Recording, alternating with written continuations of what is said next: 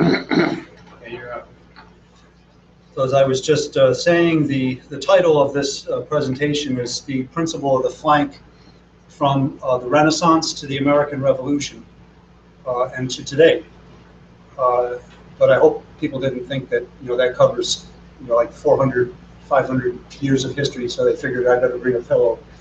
I don't mean to give a historical dissertation, but what I do want to do is present a concept that Mr. LaRouche has been stressing a lot lately, which I think is an overarching concept that applies to the situation we're in today.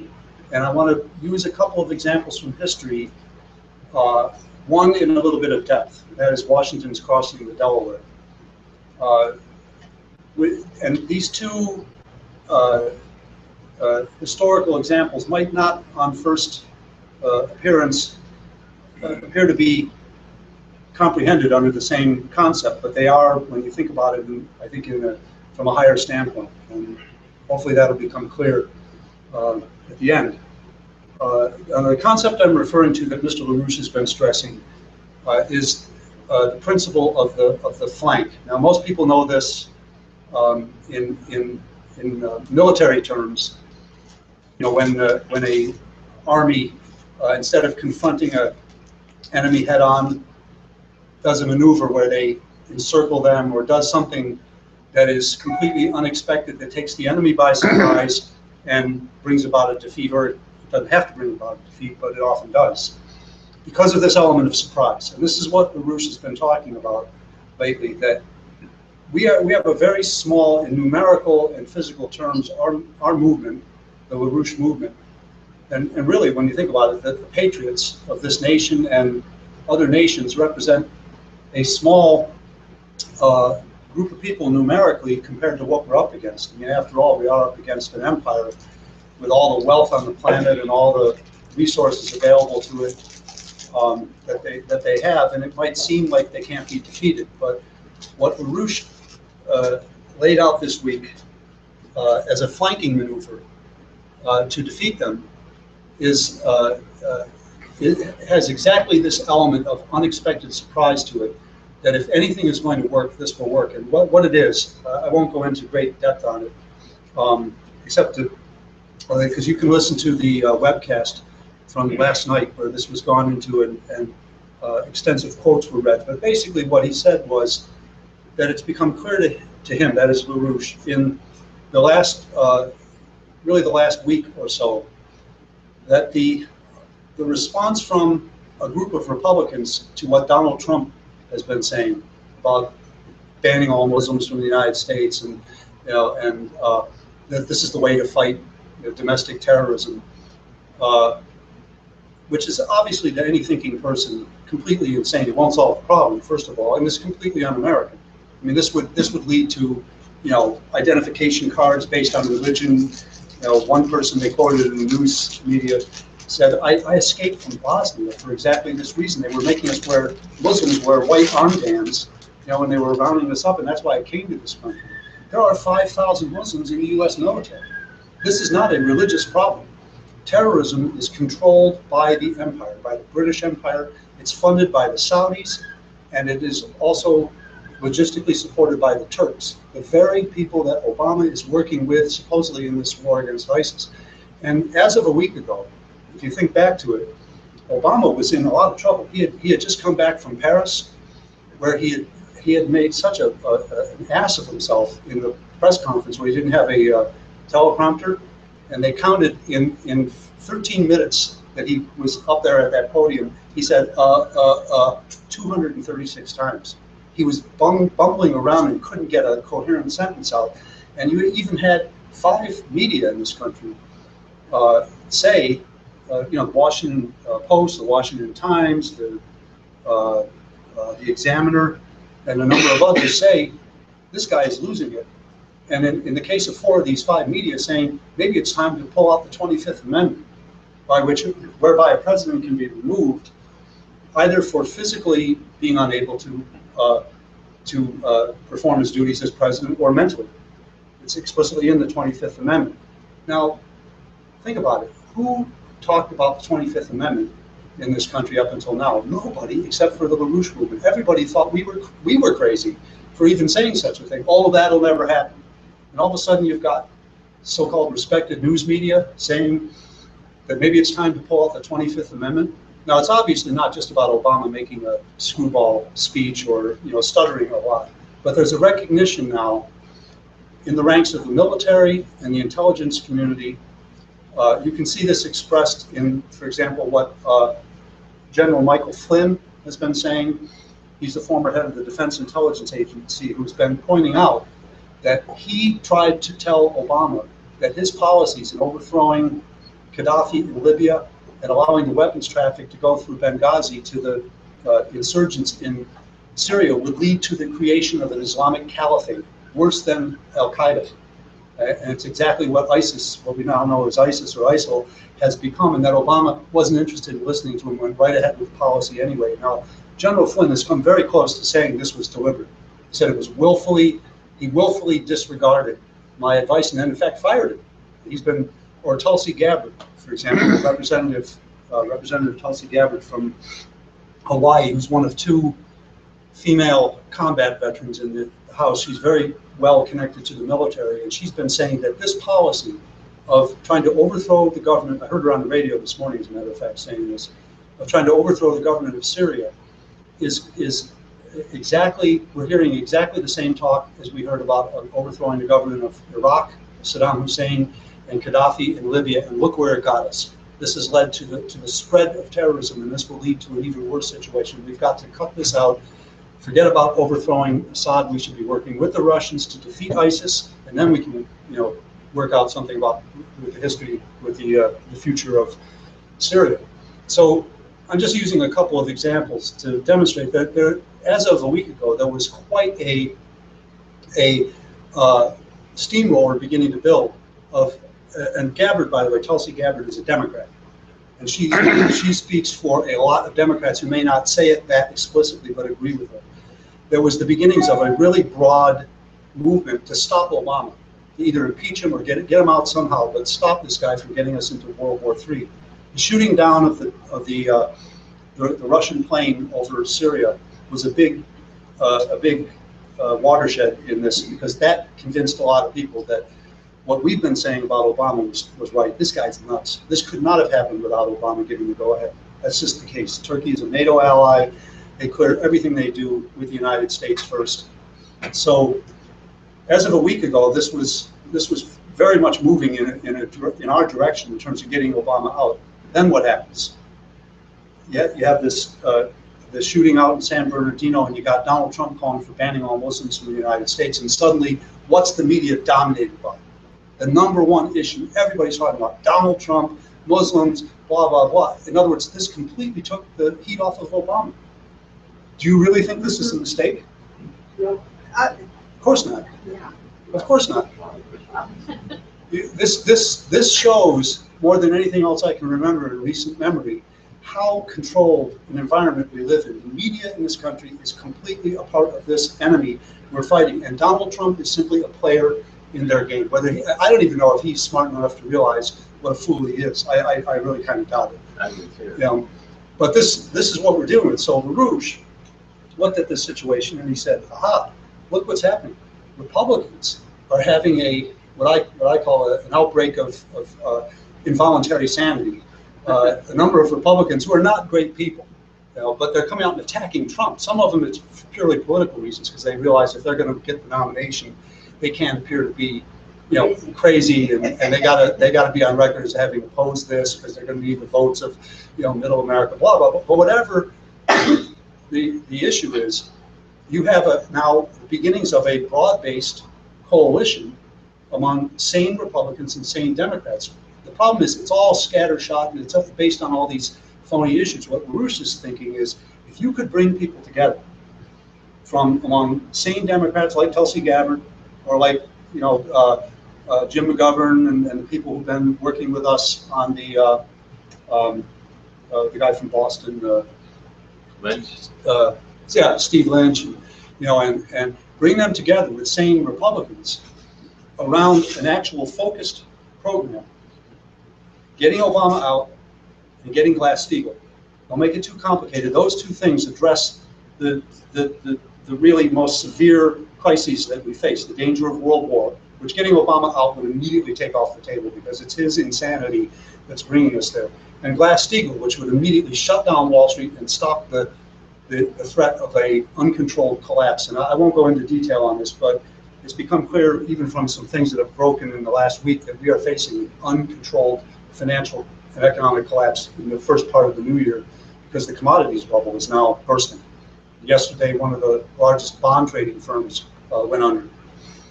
Several banks in Europe went under because of their exposure to commodities. Junk bonds now that are tied to commodities, you know, oil and gas, copper, zinc, all the major commodities, are now at 17%. And the last time they were that high was, guess when? Right before the crash of 2008. This is one of the precursors of it. So that's kind of the backdrop for what we're looking at right now. What was 17%? The interest rate on the junk bonds that are tied to the energy sector, but more broadly commodities. So that's kind of the backdrop for what we're dealing with. And so LaRouche said, look, we're going to run a flanking operation. We're going to bring together sane Republicans and Democrats, and we're going to go on this issue of getting Obama out, whether it's the 25th Amendment or impeachment. I have to say also, we found out, I don't know why we didn't know about this, but back in April, Congressman Ted Yoho of Florida did introduce a resolution in Congress that hadn't gone anywhere that says if the president does the following, I think it's 12 things or something like that, the Congress shall report a bill of impeachment out of the Congress and to the Senate for trial, for his removal. And if you look at the list, everything on it is something Obama has done. So it's there. The gun is sitting there, waiting for somebody to pick it up and use it. I don't mean that in a literal sense, but the weapon is there to get this guy. Yeah, I think we understand. Yeah. The weapon is there, the means is there by which to get him out. So what LaRouche is doing in running this flanking operation embodies this principle of surprise, because nobody would expect something like this to happen. But if the citizens demand it, you know, if you had a couple of people even just get the process started, you could see how this could go somewhere. That's what we've got to do. That's the situation we're in now.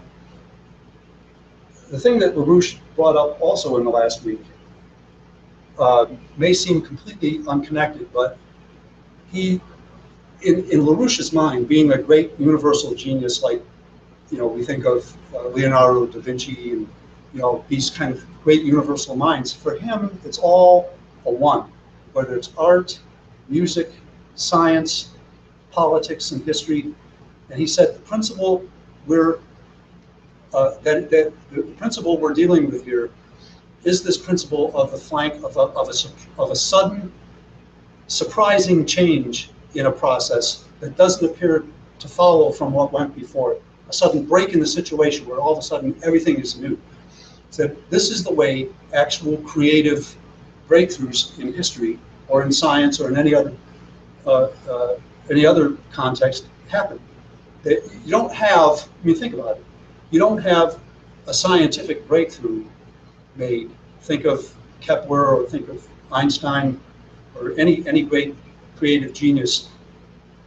It didn't happen as a result of the evolution of a process. It didn't just sort of, you know, things went along and then suddenly one day there was this startling new theory that revolutionized all of science. It happens in a sudden break as a result of a single individual human mind, which embodies this principle of creativity, which is what makes us so special. That's what makes us human. Animals can't do this. Now, that's the way that everything that we have great in our civilization, in fact, has occurred, whether it's a scientific breakthrough or great music or anything else. And what I want to go through today very quickly, and then get to the main body of it, because this is something that I went back and took a look at, and we've also put some things on the LaRouche Pack website to go into some depth on this. So I won't. You can look at that yourselves to get an in-depth picture of it. I just want to talk about it briefly. But that is this thing that LaRouche has been pointing to lately, which is the breakthrough made by Fillipo Brunelleschi, who was the great genius who, you want to show the picture now, I think? I don't know if people know this. Let me wait, turn off the light. Yeah. You can share it on the broadcast. Yeah. This is the, Hold on just one second. Okay. this is the famous cathedral in Florence, Italy. It's called the Cathedral of Santa Maria del Fiore, St. Mary of the Flowers. This began construction in the early 1300s and wasn't completed until over 100 years later. And one of the main problems was, and I'm going kind of fast, I'm not really going to do justice to it, except to just point to this as a great achievement and what it led to. But they had only built up about this high for almost 100 years because nobody could figure out how to put this dome on. This thing, by the way, is higher than the U.S. Capitol. From the ground to here is 376 feet.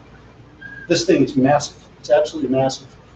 And the problem was, I mean, there were a number of problems, but the main problem was all domes before that time.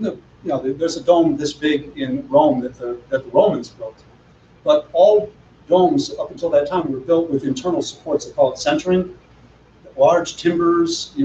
The one in Rome was built up. They actually built up a giant mound of sand and stone, and then put timbers up. Because you had to be able to have it supported until you get the top closed off, or get something in the top that's like a keystone in an arch. The whole thing will just fall in. Right? That's not until you're finished can you take those internal supports out. The problem is, in Tuscany, there isn't enough wood of that size in all of Tuscany to do that.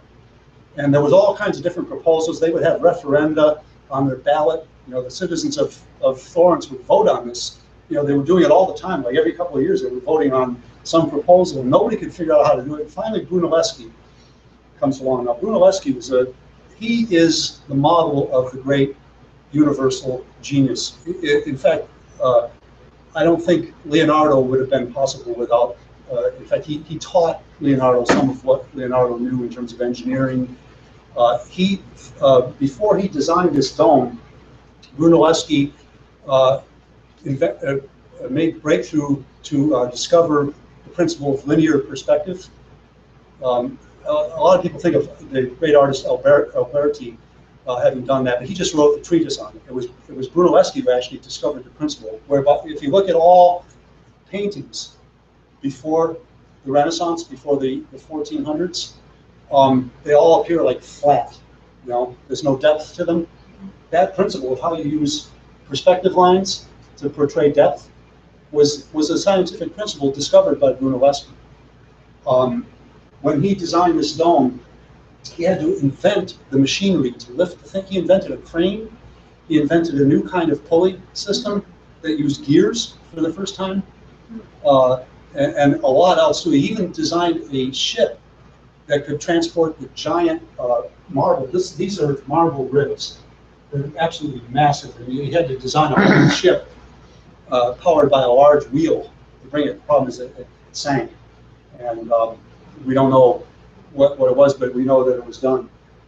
Now, the reason why LaRouche points to Brunelleschi, this is all good, fine and well, but the thing that's really revolutionary about what Brunelleschi did was, previous to this, and I don't want to get too technical because I'm not a scientist or a mathematician, but all that mathematics concerned itself with in terms of types of curvature were what we call continuous curves, like a circle, where you just have continuous kind of action, right? And it goes around and around, and it's the same all the time.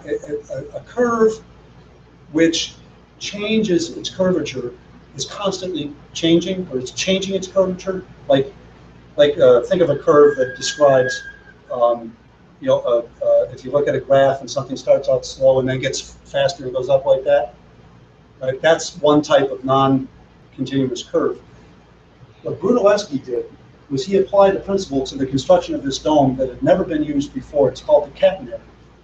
Actually, who's going to have it? I don't have a chain.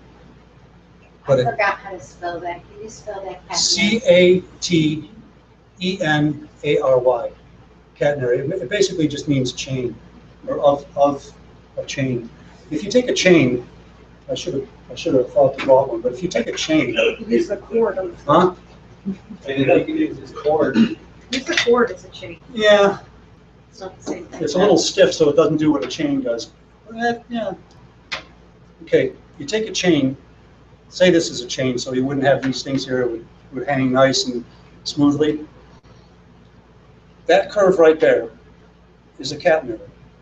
So is that one, so is that one, so is that one, so is that one. Every way you can hang a chain is a catenary.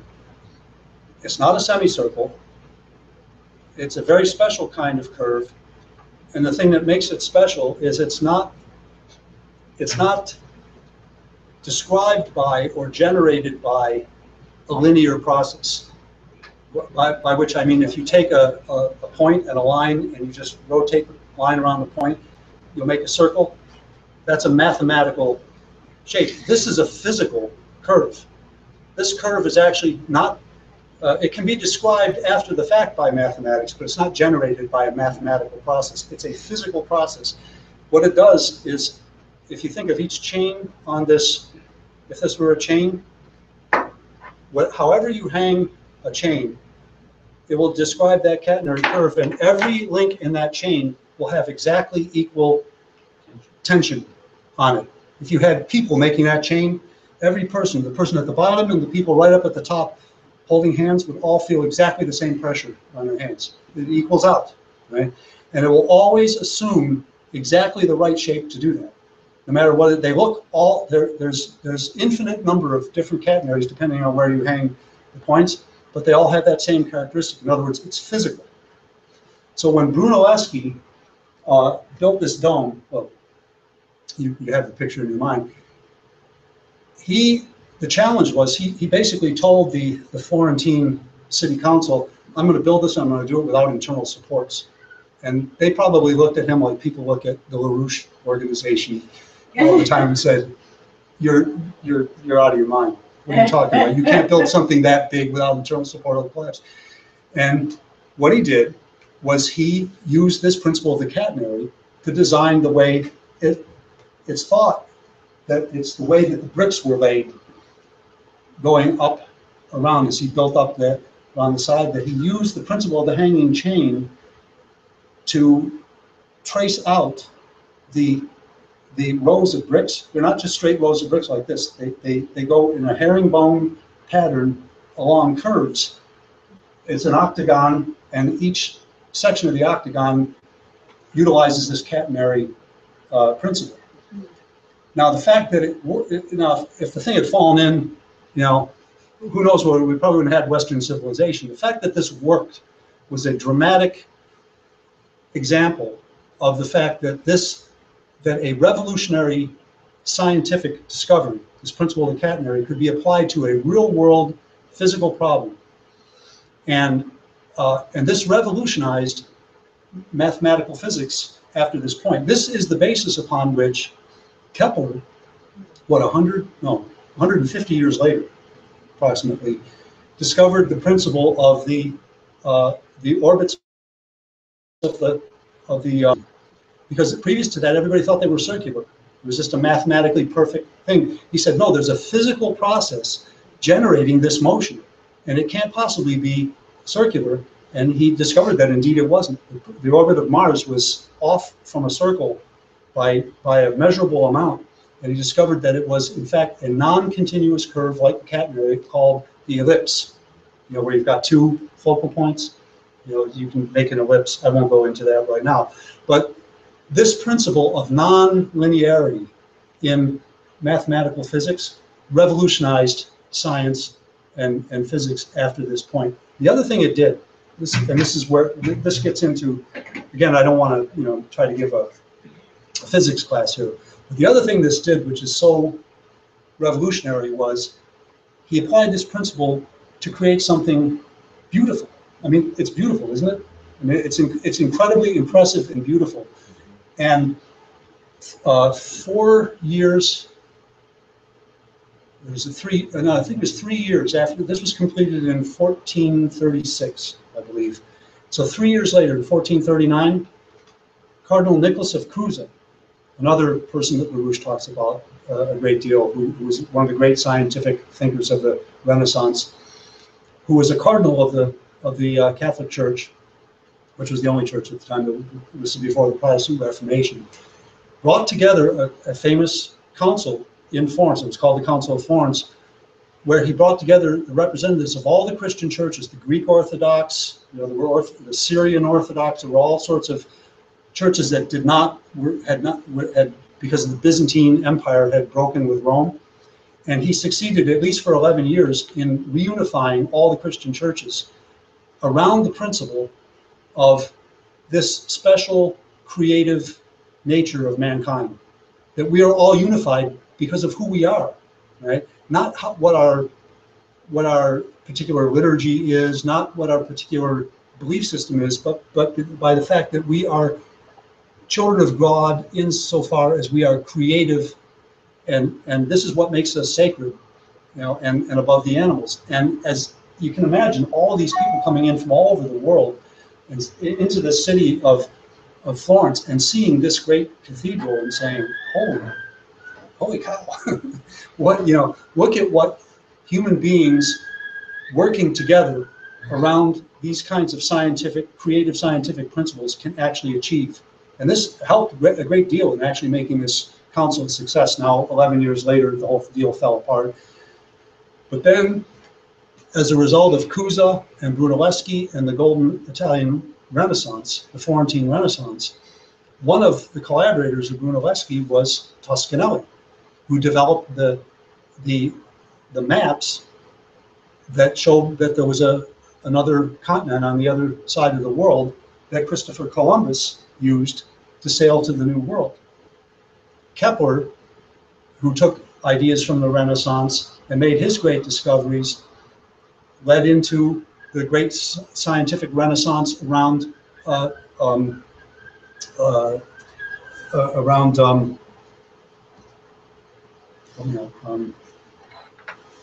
Leibniz in the early 1600s.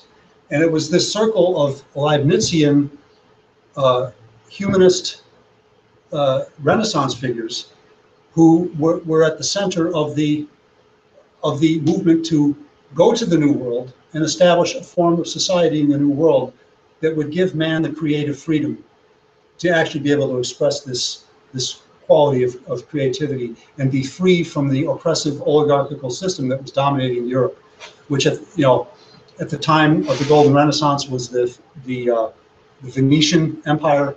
By the time of Leibniz, it was the British Empire. But all empires are the same in that they will try to suppress creativity in order to control people, right?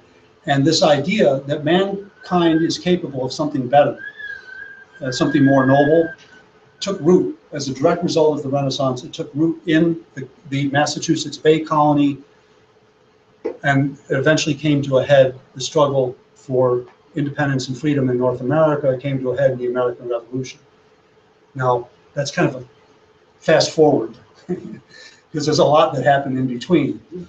But the ideas that the Renaissance was generated out of really were the basis of the United States of America in this way. Because if you think about it, one of the ideas that's always been at the core of the way Americans think about themselves is that they're creative, they're can-do people who can take on great challenges and make great achievements. This comes from the Renaissance. This idea did not exist in society, except in rare individuals up until the Renaissance made this the idea that everybody thought about in a place like Florence. Projects like the creation of this dome, the whole city was involved in it. Brunelleschi had to train a small army of artisans and workmen that got involved in this thing. So it wasn't just one guy making a breakthrough. He had to organize a whole city around this concept that we're going to do this. It was like the Apollo project of its day. It was like the moon landing of its day. It was that big a breakthrough. So I just wanted to present that quickly to give you an idea of what what was kind of in the cultural DNA of the founders of this country, and what made them capable of sitting down and writing such a glorious document as the Declaration of Independence or the Constitution of the United States. You read these today, and it's like it's poetry, and you wonder what kind of people did this. Well, it was people who were part of this kind of a culture.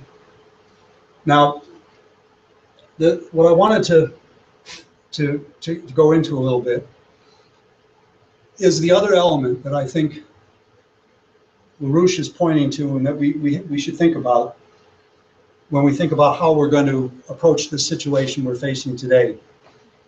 Because it obviously requires creativity. You know, we got to think of a flank. We got to make do with a terrible political situation, and we got to make people better, and we make them do things that they don't even think they're going to be doing, you know, and all that kind of stuff. But the quality, it's creativity. But the other, I think, essential ingredient is guts. It's simply courage. And this is what I want to take a look at with this, using the example of the Washington's crossing of the Delaware, because it combined these two things in a unique way, and it absolutely changed history. And I think it's also very appropriate to be talking about this right now, because it happened right at this time of year at Christmas, which I'll talk about a little bit. So here's the situation. Let's put up the second slide.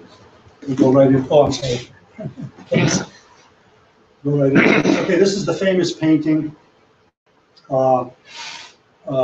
which hangs in the National Gallery of Art. National Gallery of Art. Yeah. Who's the painter? I forgot. I'm sorry. Stewart? Is it Stewart? No. Anyway, this is the famous painting of Washington crossing the Delaware. It's kind of idealized. And I won't say a lot about it, except for it's a beautiful painting. But the thing that the painter did was he included a typical type in the people that he put in here from every one of the 13 colonies. He would choose what were kind of like there's a Massachusetts fisherman in there, and there's a North Carolina backwoodsman, and there's all different kinds of people in there. This is an African American. Right? So he's making the point that this was a collaborative effort by, a very diverse group of people. Of course, George Washington is a Virginia planter, one of the wealthiest men in the colonies at the time, leading this whole thing. Now, most of what I know about this, which I'll go into a little bit, I know from reading several published accounts, but the best one, if you really want to read something wonderful, it's a very well-written book. It's called Washington's Crossing by a guy named Fisher. It came out about a dozen years ago, I think. And besides being exceptionally well written in terms of his prose style, he really focuses on this unique event, the crossing of the Delaware, and he shows what led into it.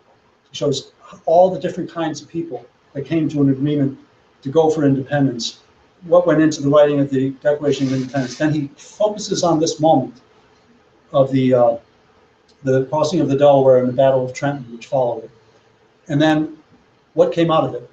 What it did to change world history. So he uses the method of a pivot, a historical pivot. And it's very good, and I highly recommend it. But here's the situation. Let's go to the next slide. Now, people, if you know your American history, what had happened?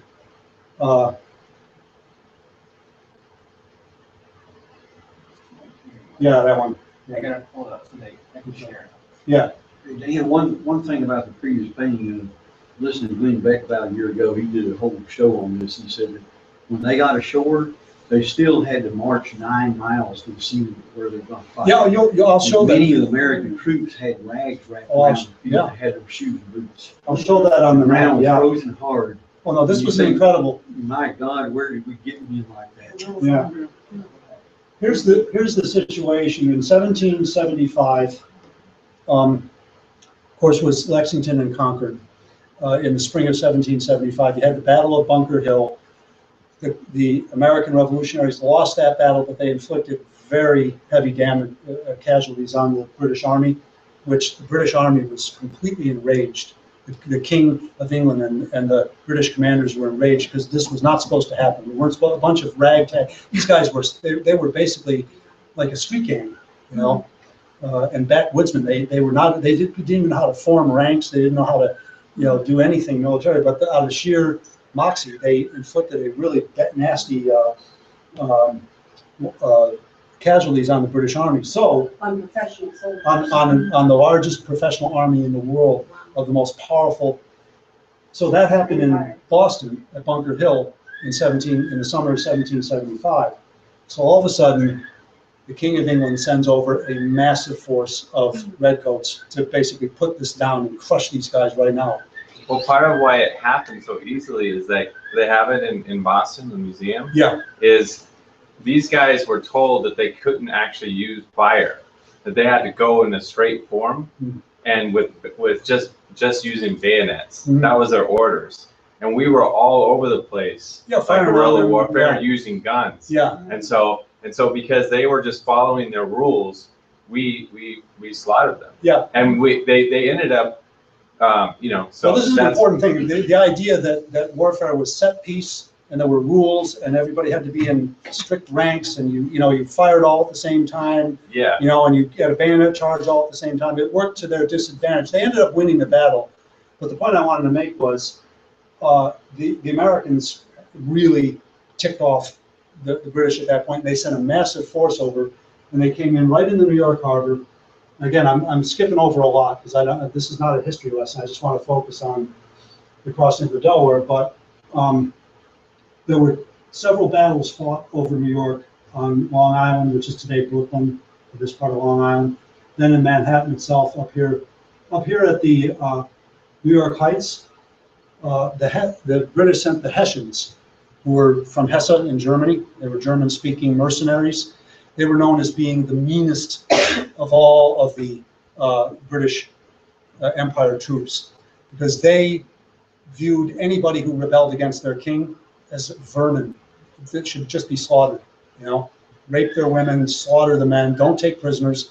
So when the Hessians trapped, Washington was able to get across the river. They lost the Battle of Brooklyn. They lost Brooklyn Heights. They lost in New York. They lost this battle up here, and he escaped up here, and some other guys went around here. But Washington had to watch across the river as the Hessians slaughtered 500 revolutionary troops after they had tried to surrender, and they were disarmed, and they just bayoneted them all to death. So Washington had to watch that.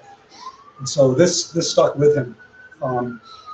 So the situation in late 1776, that happened in 1776, is that Washington had to retreat all the way down through New Jersey and get over the Delaware River into Pennsylvania to put the river between himself and the British, so that they could go into winter quarters, lick their wounds, try to get, reorganized a bit, and hope that, and this is when Tom Paine wrote his famous crisis papers about the summer soldier and the sunshine patriot. It's a very stirring, because he's trying to inspire the colonists to join the fight. There were only 2,500 men by this point in Washington's army, and they were cut up. Many of them were wounded. They were sick.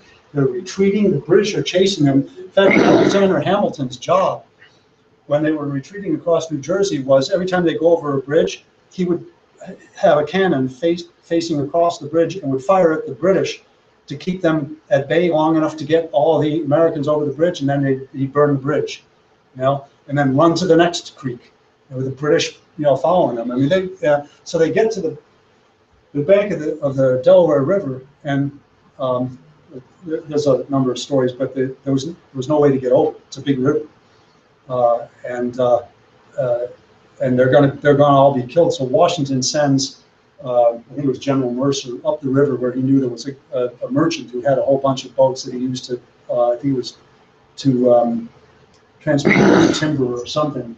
He basically just took the guy's boats and said, "We'll pay you back later. We'll get your boats back to you later, but we're taking these." And they got over the river. So the situation in the winter of 1776 was Washington sitting over here on the east side of the Delaware River, It's snowing, it's cold, his men, they've, you know, they have inadequate provisions. Many of them, their boots, as Russ was saying, their boots had fallen apart long ago. They got rags around their feet.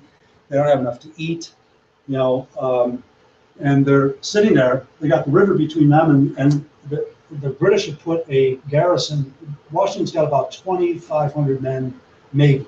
It's fought between 2,000 and 2,500. And there's about 900 Hessians in a garrison in the city of Trenton, basically sitting there saying, no way anything's going to happen. It's winter. You know, these days you went into winter quarters and you sat there and you basically survived until the spring when you could fight again. And the British have got a large contingent. I think they had 3,000 or 4,000 men in Princeton, and they had a whole bunch more in New York. They had like about 10,000 in New York. This is about, what, 30 miles? I think, maybe 30 miles, something like that. So Washington's sitting there, and he knows that if something doesn't happen over the winter, and the spring comes, and they haven't recruited more people, and there wasn't anybody else joining, despite, you know, these crisis papers going out, you know, urging people to join the fight. Plus, he doesn't have any money. There was no national taxation system to support an army at the time. These Continentals were supported entirely on private donations and what little provisions but the Congress was like our Congress today, the Continental Congress. It took forever to get anything done. You know, they were always arguing. So here the army's sitting there, you know, basically starving to death. And his Continentals their commissions are gonna run out at the end of the year, and there's no money to pay them anymore past the first of the year. And most of the state militias that would join for, you know, battles have gone home because they had farms. These are not professional soldiers. They had farms, they had jobs, they had families, they had to support. So that's the situation Washington's in. He knew that by the spring, if something didn't change, the British were just going to simply assemble a massive force, come over the river, probably come up through to Philadelphia, which was the capital of America. The United States at that time was Philadelphia. It wasn't New York yet, and Washington, D.C. wasn't even built yet. And they were basically going to cut his army to pieces and take over Philadelphia. Game over. No, nice try, nice document, Declaration of Independence, but it didn't mean a lot, did it? You know, you didn't defend it. You didn't win the war.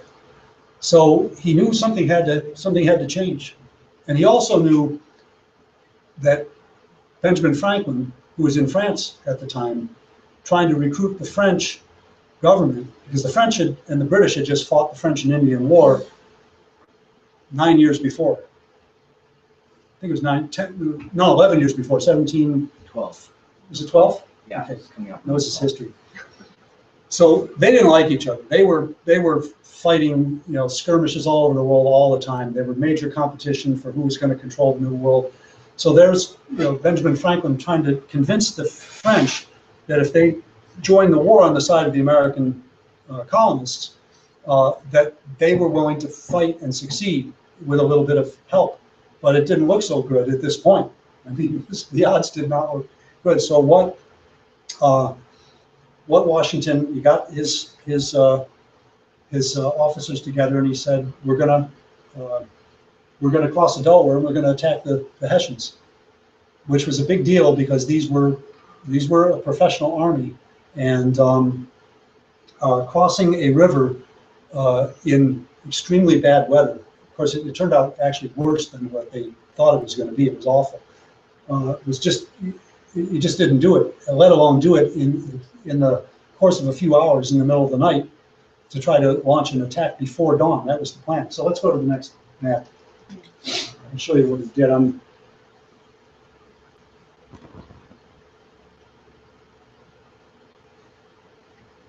Okay, so here's.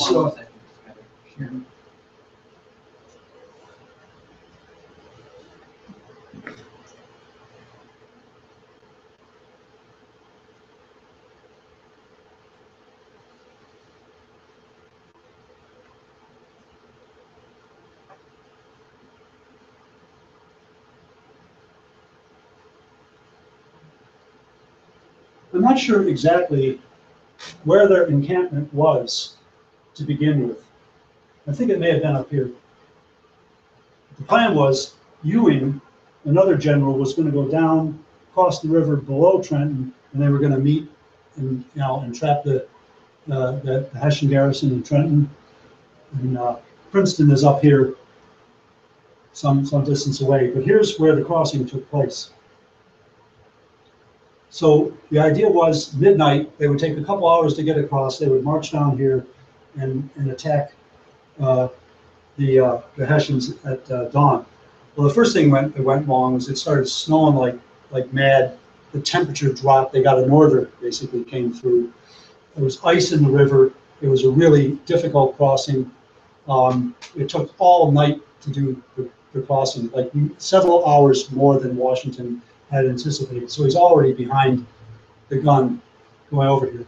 As Russ pointed out, this is 9 miles. Right? They had to cross the river, go a mile. They marched a total of 20 miles in the whole campaign. So yeah, this is all 10 miles. But it's through snow, right? It's cold as hell.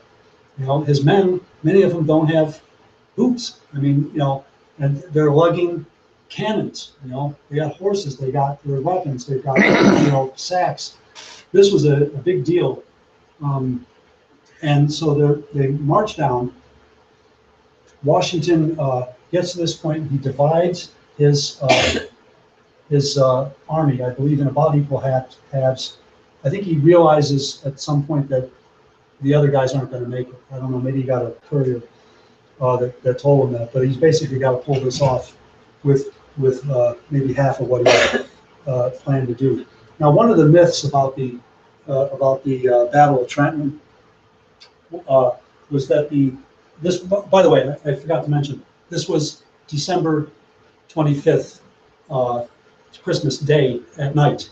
So the battle took place the morning after Christmas. It was on Christmas night. So he knew he would have the element of surprise, at least in terms of the Hessians. You figure it's Christmas. No, nothing happens on Christmas. Right?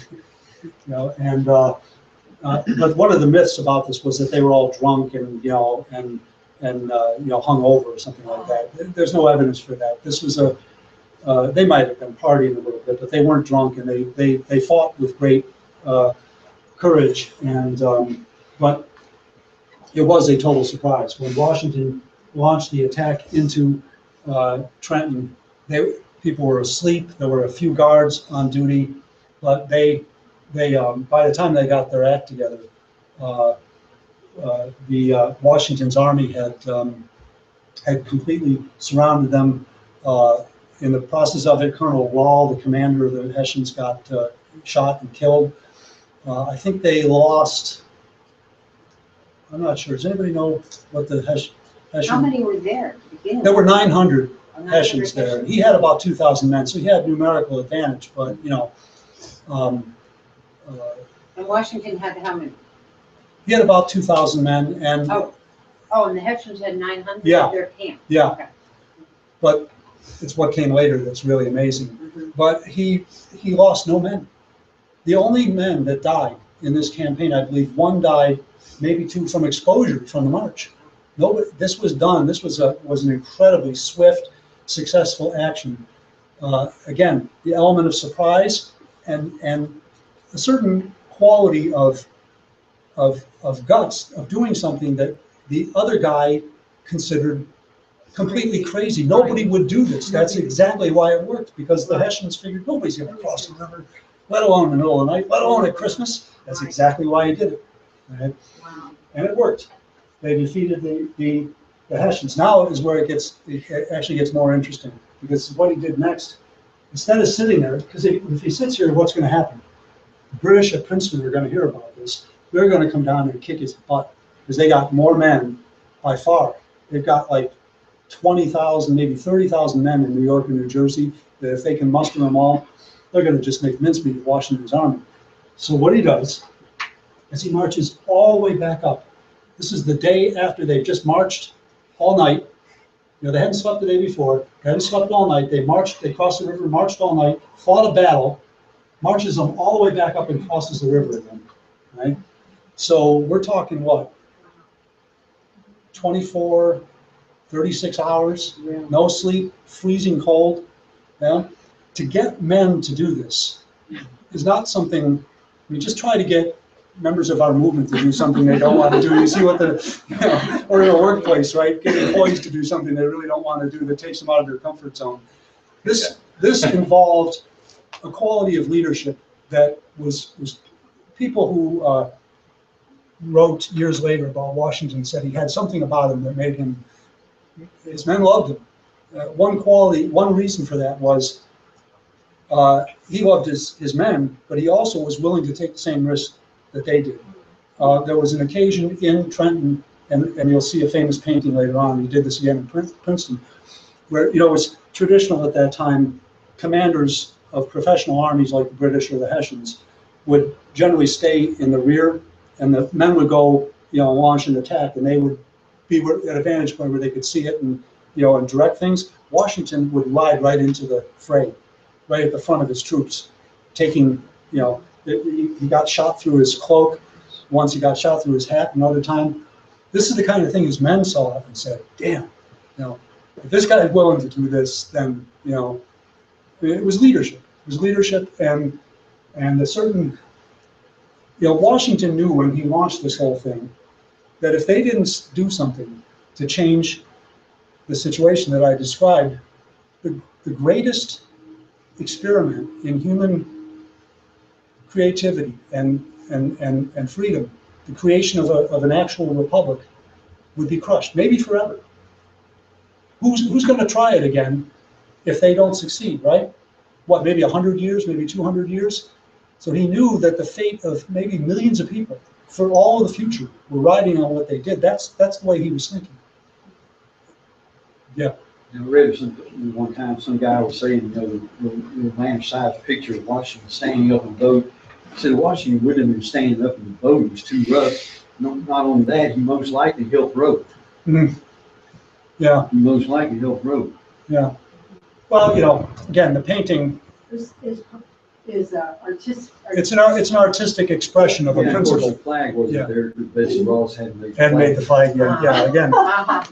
So it's called artistic license. Good point, yeah. So here's the rest of the story, as Paul Harvey used to say.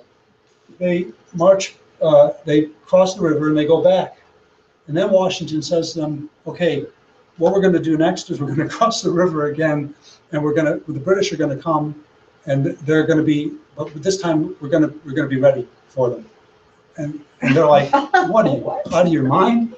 Because this time there's going to be a whole lot more of them, right? But here's what happens. Let's go back to the picture again. I'll show the same one again, and then after that, we'll show the bigger picture. Oh, you want the Battle of Trenton first? Well, this is the second Battle of Trenton. Yeah, this one here. It's fine.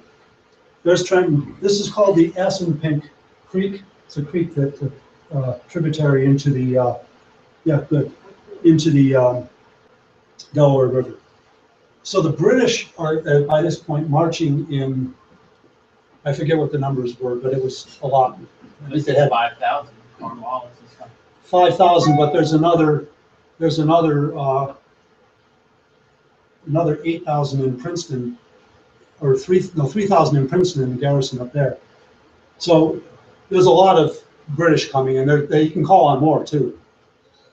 And they're marching down this road to Trenton. So what Washington does is he sends out a small group of men to basically harass them and skirmish with them and slow them down at every point of the way.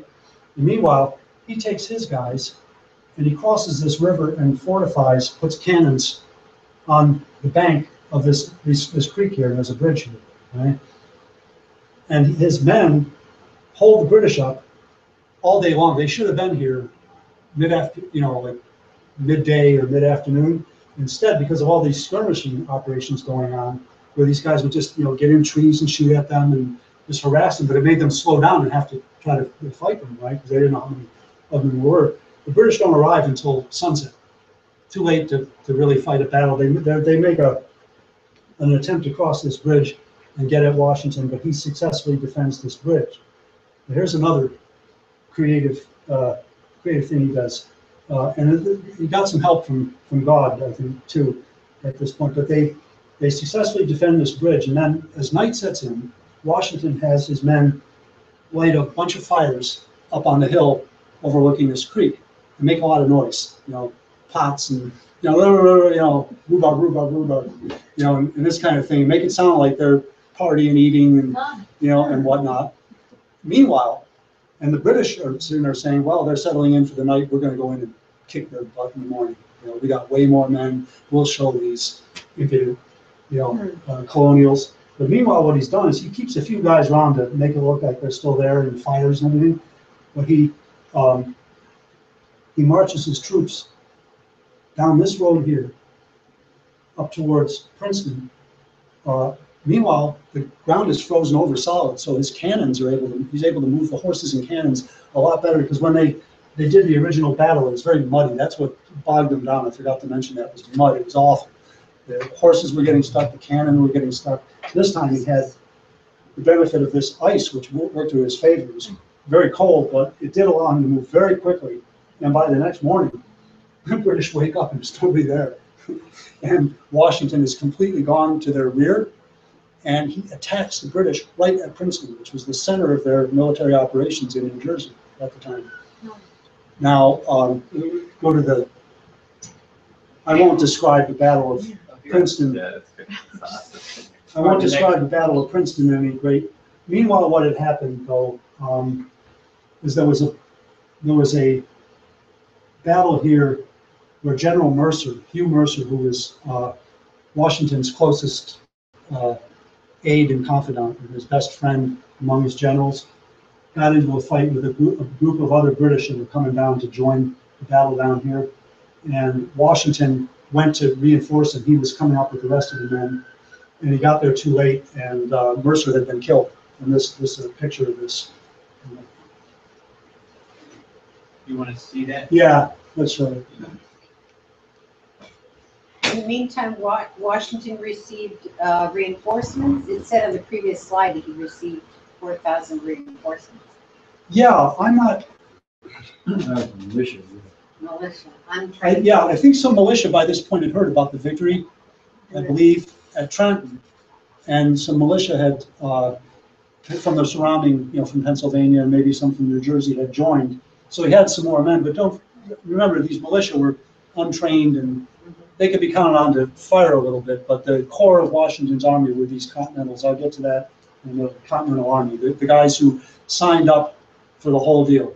This is the Yeah, we're not just in it for one battle and we go home to our farms. We are your army. They call them the Continentals. This is the painting where they all have the same face. Oh, yeah? Yeah, this is in Independence Hall in Boston. I saw. Who the British do? Or the Americans do? Well, a lot of people have the same face.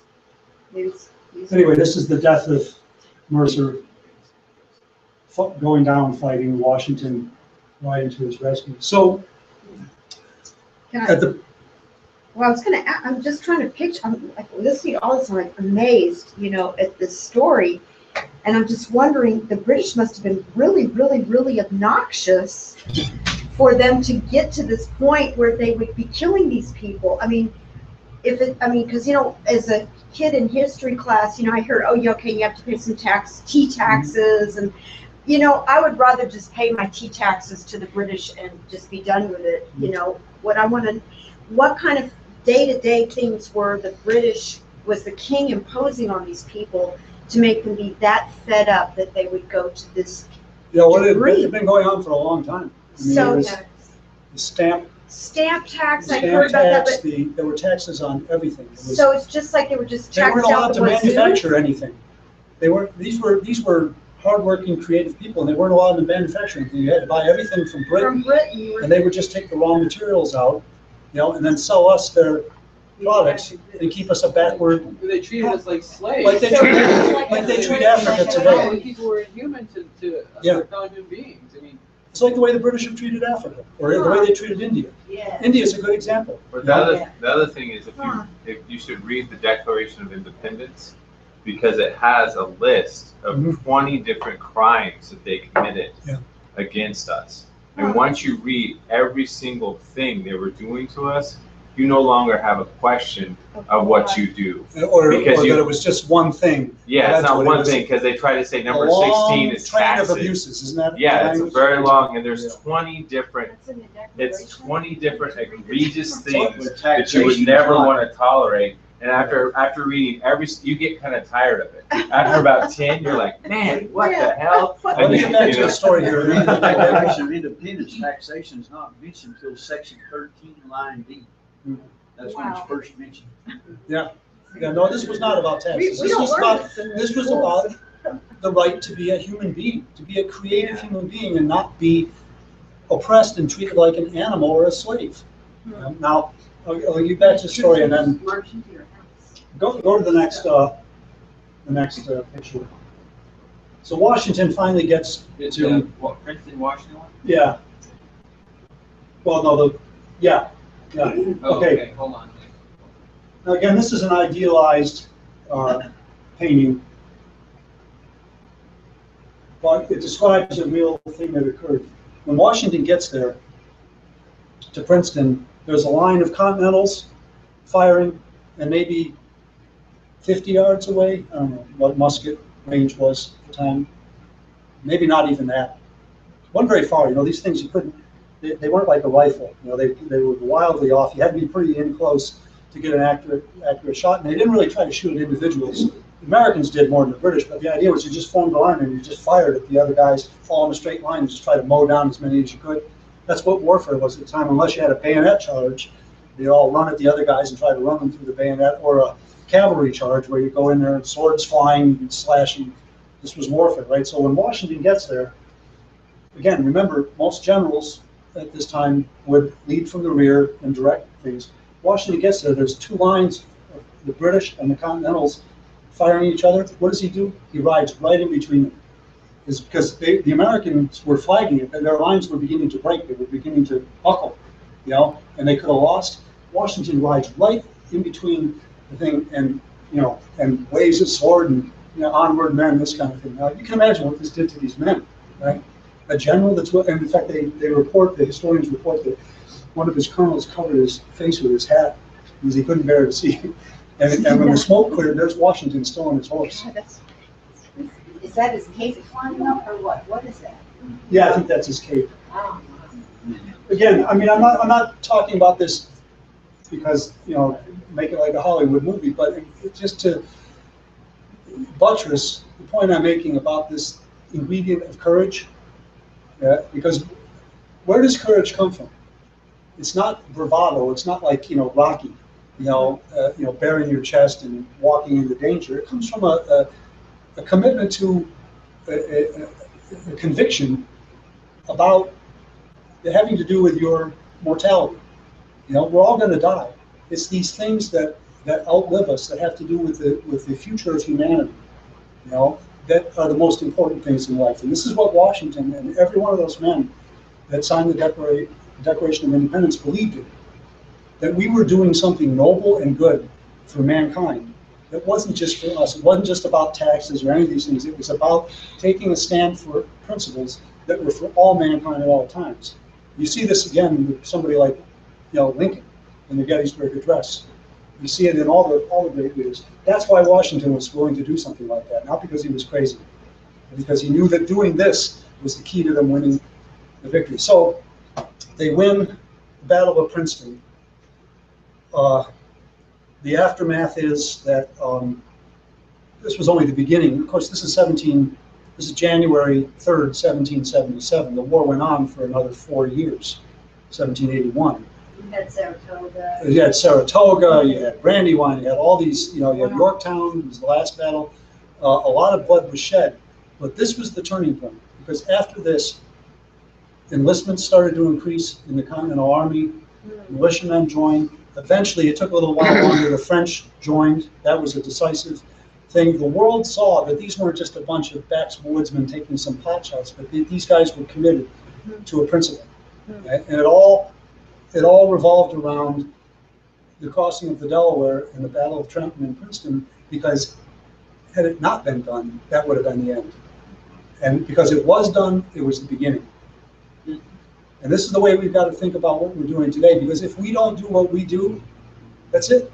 There's nobody, I guarantee you, there's nobody out there that's going to do what the LaRouche movement does in terms of, fighting to get Obama out, by whatever means, getting the Glass-Steagall, all these things we talk about. Because no one else in politics today is I'll call you back. Is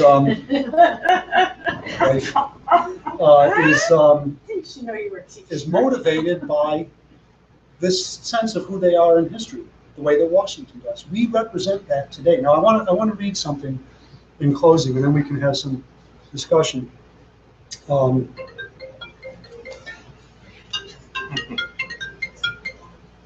still in the class. I'll call you back. I forgot. Dan, one thing before we go further, just I know you don't always interrupt you, but back in the French and Indian War, I don't know how they know this, but I read it once today. British sniper had Washington in his sights. This was several years before the French and Indian War. Mm-hmm. If for some reason decided to load his rifle and not kill him.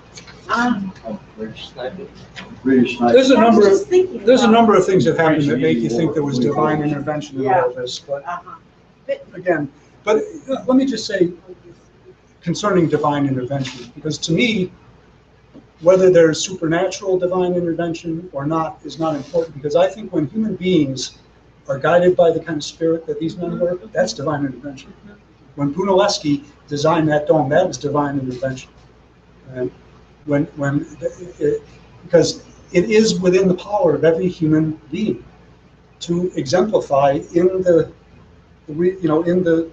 space-time continuum we live in, this infinite quality that we call God. That's what I think is what revolutions are really about. That's what these great creative leaps that LaRouche talks about, whether it's science or art or music or a historic leap like this. Because this was a breakpoint. This was a world history, you can say, absolutely changed at the Battle of Trenton. Because now this idea of creating a republic is no longer just for Plato to talk about or whatnot. This was now real. It was real, and it was being created and built. Now I want to read something here, because there was another thing that happened along the way in this fight, which is very near and dear to the heart of all of us organizers like myself, especially the ones that raise money. Because on December 31st, the terms that these soldiers had signed up for expired, and they were all going to leave the army. So Washington, pressed the Battle of Trenton when he did, in part because it was Christmas and the element of surprise, but also because these guys were all going to be going. He had to do what he could before they did. Whether he could follow it up with the second part of with the battle, with defeating the British at Trenton, he wasn't going to be able to do that because they were all going to be leaving. So he had to offer them, payment to stay on for another month. And so he offered at that time the ridiculous sum of $10, which, I don't know what it'd be like $500 or something in today's terms. It was a lot of money. The problem was he didn't have it. He didn't have any of it. I mean, they were completely broke. And these guys, a lot of the food, supplies and clothes and stuff, they were paying for out of their own pockets. So it was really, he wasn't going to be able to keep them unless he came up with the money. So he sent a courier down to Philadelphia where Robert Morris, who they called the financier of the American Revolution, Robert Morris had personally given almost every penny he had. He was a very wealthy merchant in Philadelphia, and had borrowed enormous amounts of money. So had Washington, on their personal credit, to finance the Continental Army. This is how they were financed. So Washington sends the following letter to Robert Morris. He says, this is December 31st, 1776.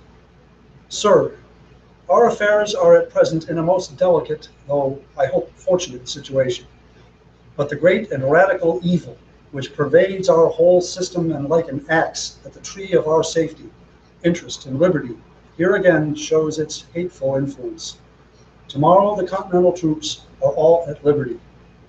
I wish to push our success, to keep up the panic, and in order to get their assistance have promised them a bounty of $10 if they continue for 1 month.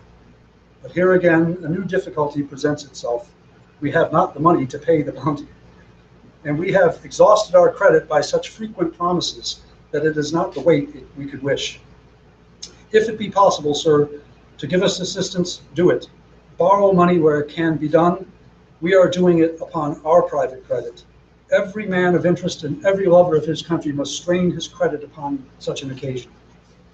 So Robert Morris gets that thing nighttime, New Year's Eve, and he goes around to the doors of the other merchants and townspeople there in Philadelphia until early morning New Year's Day, like before anybody's up, and he collects $50,000 in loans and contributions.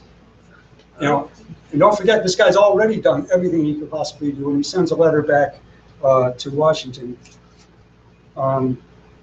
saying, I was honored by your favor of yesterday, Mr. Howell, late last night, and ever solicitous to comply with your regulations. I am up very early this morning to dispatch the supply of $50,000 to your excellency. You will receive that sum with this letter, but it will not be got away so early as I could wish, for none concerned in this movement but myself are up. I shall rouse them immediately. It gives me great pleasure that you have engaged the troops to continue, and if further occasional supply of monies are necessary, you may depend upon my exertions, either in a public or private capacity. By the way, the Mr. Howell he refers to, that was the courier that sent, was the ancestor of a supporter of ours up in Dallas who died, I don't know, maybe 30 years ago, that Susan Schreiner and myself went to visit on several occasions. He was a wealthy man, but his greatest thing he was proud of was that he was a direct descendant of this courier. He was a son of, John Howell is the guy's name. So has a nice little closure to it. So again, it wasn't just Washington riding out in front of his troops. It was a great deal of heroism in the people like Robert Morris, who did everything in their power, because they knew what this was about. And I think this is why LaRouche spends the amount of effort he does on trying to make sure that the people involved in this movement are the best that we can possibly be, morally, spiritually, and in these other ways, because he knows this is what makes revolutions. It's not numbers. It's definitely not numbers. Some of the greatest achievements in the history of mankind have been done by relatively small people. In fact, almost all of them have been done by small numbers of people. Majorities agree later on with something when it becomes popular. Or they comment. Yeah, they comment on it, But it's small numbers of people that make revolutions, and they inspire larger numbers of people, But the poet Shelley had a great way of putting it. He said, as far as the spiritual principle that animates people in a great moment of history when there's a revolution happening, most of them are unaware of what it's really about. What he called the power that sits on the throne of their soul, right? But they nevertheless feel compelled to obey it, to move with it. He said, this is what poetry does. This is what music does. This is what ideas like what Washington stood for does. So that's what I've got. I'd be very interested to know about if you came across research about British soldiers who might have started to doubt that they should not be involved in this. Because if I were British, I'd be like, I don't know about the British soldiers, but I know that the Hessians, after the Battle of Trenton, Washington took the entire garrison prisoner, right? And in those days, prisoners were treated extremely badly by all armies. They were basically, treated like, huh? Yeah, it was the Geneva Convention. Yeah. And Washington also, don't forget, he had watched his men get butchered by these, as he called them, these bastards. He was in the mind to just do it, but he thought about it and decided, no, it would be unworthy of what we stand for to do anything less but treat these people like. So he said, we'll take your weapons, but you will be allowed to keep your personal possessions. You will be fed just like my army. And he basically treated them like human beings. Most of the Hessian soldiers after the revolution did not go back to Germany. They settled in America because of that experience. This is where a good deal of the early German settlement in and around Pennsylvania came from, were the descendants of these Hessian soldiers. So I don't know about the British. There's probably letters that survive of what these guys, they probably a lot of them did question what they were doing. But the other thing was that they thought, this is the problem with subjects of an empire, is that they believed that kings ruled by divine right, and that if you rebelled against the king, you were guilty of a great sin. So for them, all these fancy ideas that the Americans were talking about was bull. They were rebelling against their king, and it shed British soldiers' blood, and they deserved everything they got. That's what a lot of them believed.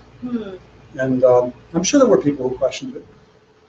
Well, they used to send the Irish into the fight, and they would conscript prisoners and people in debt into the army to go enforce the empire. Yeah. You got a choice. You can either spend the rest of your life in prison or be hanged or go fight in the king's army. Yeah, at least get a little bit of pay or something. Yeah, these weren't always the highest quality people. So, what about the people, because I'm just horrified now by watching dramatizations of the French Revolution on YouTube. And I wonder what Washington and these people thought when they saw, because it seemed like the French were inspired by what was accomplished. Initially, yeah. And then to see, oh my God, this guillotine thing and it's horrifying to me. I won't go into the details, but I don't know if you're aware, but our organization's done a lot of research on that period, and we've been able to establish that the terror was created and inspired entirely by British agents that they sent in. Really? Yeah, Danton and Marat in particular. These were literally British agents who were trained in Britain. In fact, Dickens's book, The Tale of Two Cities, describes that process of how the British were running the inside of this French Revolution. That's what Madame Defarge was all about. So this is not an unknown thing, because the British knew at that point that if the American Revolution got replicated in continental Europe, particularly in the most powerful nation in continental Europe, France was the preeminent military and scientific power in the world, it was going to be all over. They'd be completely outflanked. You also had a revolutionary movement in Poland. Several of the commanders of the American army were Polish, Kosciuszko and Pulaski, and there was a pro-American revolution faction. The people who were doing the guillotines, they targeted people who were scientific intellectuals. Like one of the famous scientists, Lavoisier. Yeah, Lavoisier. Yeah. Who was the father of chemistry. So by turning the French Revolution into a bloodbath, they were able to slander the revolutionary cause for generations. I mean, I've written about what it was like for people like Keats and Shelley and this generation of pro-Republican intellectuals and poets in England by 1815, which was the Treaty of Vienna, which is where they basically suppressed the revolutionary movements all over Europe and reestablished total oligarchical control over Europe. If you expressed anything like a pro-American or Republican, if you used the word Republican, it would be the equivalent of in the 1950s in America saying you were a communist. Yeah. That's what it was. It was total terror. In fact, fascism really starts then. That's the beginning of fascism. It was revived in a slightly more, different form in the 20th century. So it really is the case. Everything good. What? Napoleon was fascist. Yeah. Yeah, because Napoleon is a product of the reaction to the actual revolution. The shame of it was that Lafayette, who was one of the right-hand men of Washington, when he went back to France, he should have just taken charge and run that thing. And he made some mistakes that led to these British agents taking over. And he ended up going to prison himself because of that. Who was this? Lafayette. Oh, Lafayette, yeah, Marquis de Lafayette. Nikita Lafayette. Because it's, I remember they're wearing this insignia thingy that has the different colors, the blue and the, you know, like the red, white, and blue. Mm. And Tricolor. pardon me? Tricolor. They could have, and so, I mean, at first, I mean, the king was real nice about it, you know, I mean, it's fascinating, it's in French, but you can have the English subtitles. But yeah, I mean, the king was, you could see he's getting nervous because of, yeah, we formed this, you know, group, yeah, we have a representation, he's the mayor, and the king's like, oh, really, uh-huh. Oh, but we put in a color to represent you. So, I mean, it seems like they start where they don't want to just throw the king and queen out, they want to negotiate Have a representative with them. government, yeah. In fact, Tom Paine, who wrote the Crisis Papers, who was English and came over to join the revolution, he went back to France during the terror, and he testified at the trial of King Louis and said, don't do this, don't cut off their heads. I mean, You're going to it's ruin ridiculous. everything you say you're about Really? if you turn this into revenge. And Louis, it seemed like he was a nice guy. I mean, he could have crushed them and flattened them when they first showed, you know, resistance to his orders, and he didn't. He, in this video I'm watching, you know. But see, most of these histories, unless they actually bring out the deliberate nature of it, that it was sabotaged from within, it's a fraud by composition, Huh. which most history is, because they leave out this willful quality in history, which goes not only for the good guys in history, it goes for the bad guys too. Everything bad in history is usually caused by bad people getting together to figure out how to do something bad. It's called a conspiracy. And people who believe in this are called conspiracy theorists, but that's how history actually works. The American Revolution was a conspiracy. You got a group of people get together and conspire to create a republic. Well, at first it was to basically break with Britain, and then it was the process of the writing of the Constitution and its adoption by the 13 colonies that is the real achievement, you know, in terms of creating a republic. But I think what this shows is that it came down to a single creative leap, you know, that kind of break that LaRouche has been talking about. And it really, so anyway, I mean, I think if you think about these two things in history as comprehended under one concept, it gives you certainly an appreciation for what we are the standard bearers for today. It's quite a beautiful and rich tradition, and it ought not to be allowed to be, you know, to die, which it will. And Hamilton carried on and served George Washington in his first administration, being Secretary of the Treasury, writing the report on public credit, the report on the subject of manufacturers, the report on the National Bank, and the report on the subject of tariffs and protectionism. Yeah. He educated the hell out of the good people in France. Well, and the second greatest president after Washington was John Quincy Adams, who at age 12 went over with Benjamin Franklin to Paris. He was his protege. And he became the second really good president of the United States. There were a couple of not so good ones. And he was a witness also to his father and Ben Franklin, coming into loggerheads over their strategy, because Ben Franklin was so much more intelligent and strategic thinker and suave and knew how to persuade the ladies and use them to plant rumors and stuff like that. He's a whole other story, Ben Franklin's. He's actually the biggest genius of the whole bunch. Yeah. Whereas John Adams was, running. Yeah. I'm sorry, just wait a second. Did anybody, has the LaRouche movement done research to learn more about that issue in San Bernardino? Because that did seem to very conveniently come about. I noticed a fomenting of anger. There was a guy behind me when I was driving who rushed in front of me.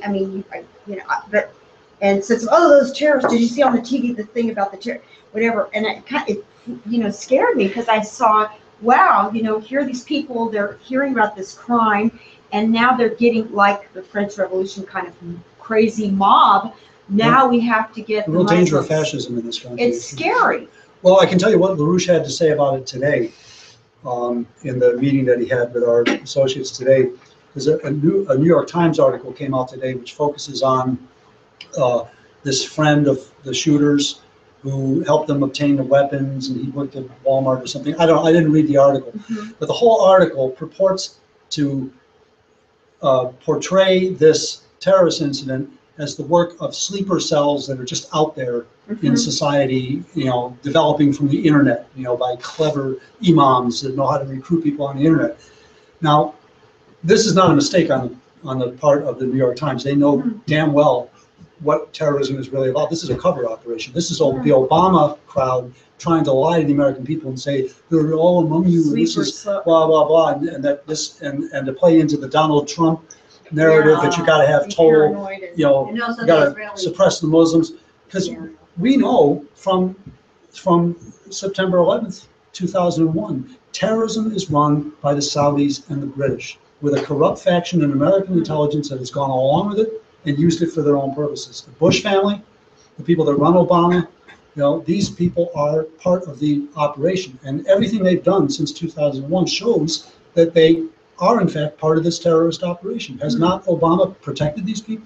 Have they not suppressed the 28 pages? Why not release the 28 pages?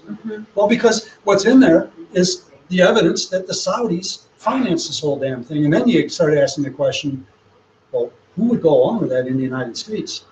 Even if it is the Saudis and the British and the Al Yamama deal, who goes along with that kind of thing? And then you begin to see, Bush and Cheney used it to try to create police state, to justify the war in Iraq and the police state measures and blah, blah, blah. And Obama has continued that. In other words, all the trees in the forest potentially fall if the truth starts coming out. So, of course, Obama wants to turn this into a narrative about sleeper cells and stuff, when in fact he's guilty as hell, protecting the Saudis and then lately the Turks. The oil convoys into Turkey, and Russia starts bombing the Turkish oil convoys, and what does Obama do? He gives the Turks the go ahead to shoot down a Russian plane.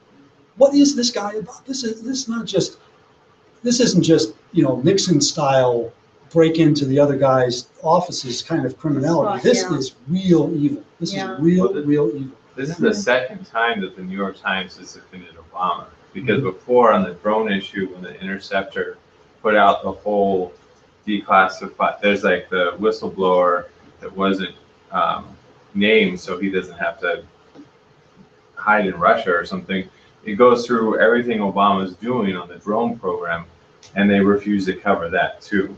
So this is the second time that the New York Times has covered up for Obama. You know what LaRouche always said, that the oldest profession in the world is writing for the New York Times. For the New York Times. Well, there was an article that came out yesterday with an FBI agent spilled the beans on, is that they were watching that imam in that mosque, and those people were persons of interest in the Obama administration had the FBI shut the investigation down. Stuff is protected and used for the purposes. Also, see, it's conflicting things, because like you're saying, and being run by the government or something, is that the original tweets that were coming out from the people that were listening to the police scanners and all of that is that there was 3 shooters, and these are, they actually had the article was built up of the original tweets and who put them out, talking about, multiple shooters and this, that, and the other, and that they were looking for a 3rd person.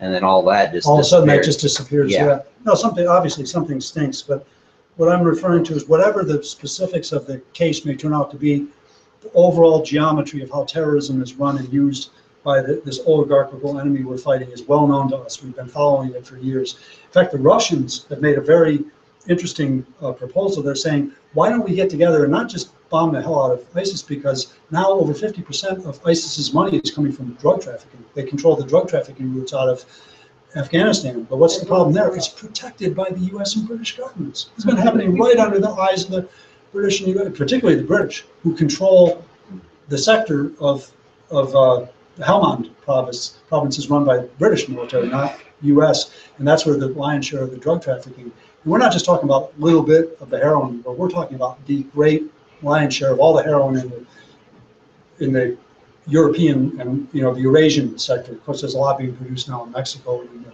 Western Hemisphere as well. Remember that report that came out a couple of weeks ago about the problem of heroin addiction in the United States? This is replacing prescription drugs for a lot of people, because it's cheaper than prescription painkillers. So you got millions the rates have increased like 7-fold in like these major cities like Yeah. New York City. You don't need insurance all to these- get heroin. Yeah. So the Russians are saying, let's shut this down. Let's work together to wipe this out, and the banks then facilitate it by laundering their money. And that's where the U.S. government would go, oh, no, we can't, Do you know the story about Ricky Ross? Yeah. Oh, she was saying she wanted to know about Ricky Ricky Ross. Oh, Remind me. well, He's the in the, I guess it crack was, cocaine guy. yeah. Yeah. And it came out, it was actually, I believe it was a reporter on his second trial or something, came out that the reason why he went from just like nobody to turning close to $1 billion worth of drugs is because the government was taking that money and funneling it back down to like the Contras or something like that to buy weapons. And the CIA and all that was just letting that stuff come in straight into him until he started, I guess getting off reservation or something. And then they put the hammer on him. That's the genesis of the crack. Yeah. And so, yeah, he was the one that popularized crack. And so he went to prison. Now he's I guess, kind of like a born again Christian and goes around and, preaches to people about not to get on the drugs in the first place. But his whole deal was protected by the government, for the government to get weapons for other stuff. And then now they have a fake Ricky Ross rap singer that stole his name and everything. Yeah. And Is that where you actually got the name from him? yeah, he stole it from him, and then the real Ricky Ross sued him, and then the judge just threw that out. That's the guy Bill O'Brien was. Yeah, so the Rick Ross that you probably think about that's a rapper, it just stole his identity from the real Ricky Ross. Yeah, right. I remember the first. They I got a didn't know movie it was called related. Killer Messenger. Yeah. They got a movie called Killer Messenger. The guy, the journalist. Gary Webb, yeah, there was. Yeah. Yeah, right. Yeah. Who we were in touch with. Yeah, he claimed he shot himself twice in the head. Yeah. Not easy to do. You gotta be really quick. Yeah. Yeah, so he's the one that helped him and they were really good friends, Ricky Ross and him. Well, that's the same, the Iran-Contra operation was the same MO for Benghazi. Yeah. And that's the thing that Lyndon LaRouche said Hillary should spill, but she's been hiding it. Well, she'd go to prison if she opened up her mouth. No, I mean, if she opened her mouth, it would actually vindicate her because she's spilling the beans on what she knows on Obama. And it'd be like the cockroaches that spread. Yeah, but wasn't it the State Department that put the kibosh because they had AFRICOM was ready with SEAL teams or whatever to go, and same thing with Avril Hamm on one of the aircraft carriers could have gotten there, and they took him out with his second in command, took him out of command. I know about that, but the thing is that she is largely just covered up for Obama. So if she was to tell the truth on Obama, that wouldn't hurt her at all. She's basically just the only reason that she would not do that